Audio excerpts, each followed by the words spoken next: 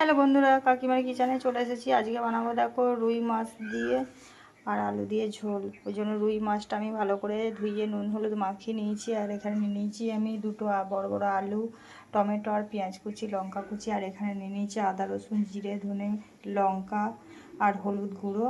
আর কড়াই আমি তেল দিয়ে দিয়েছি। এবার তেল গরম হলেই মাছ আমি ভেজে নেব। আমার কড়াইয়ে তেল গরম হয়ে গেছে। এবার আমি একটা একটা করে মাছগুলো দিয়ে দেবো।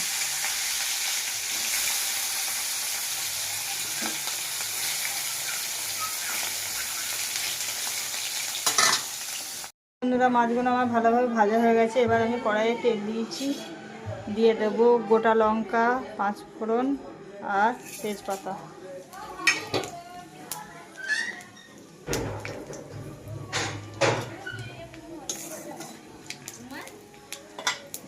এবার আমি কেটে রাখা আলু টমেটো আর পেঁয়াজ দিয়ে দিলাম।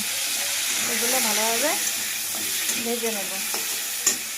আমার ভালোভাবে ভাজা হয়ে গেছে। এবার আমি বেটে রাখা মশলাটা অ্যাড করে দিলাম আর দিয়ে দেবো আমি স্বাদ মতো লবণ। ভালোভাবে কষিয়ে নিয়ে জল দিয়ে ঢাকা দিয়ে দেবো। তরকারি আমার ফুটে গেছে। এবার দেখো আমি ভেজে রাখা মাছগুলো অ্যাড করে দিলাম। এবার একটু ভালোভাবে ফুটিয়ে নেব। তাহলে আমার রুই মাছের ঝোল রেডি।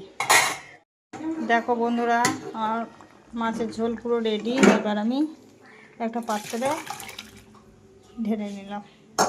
দেখো কত সুন্দর দেখতে হবে, খেতেও দারুণ হবে।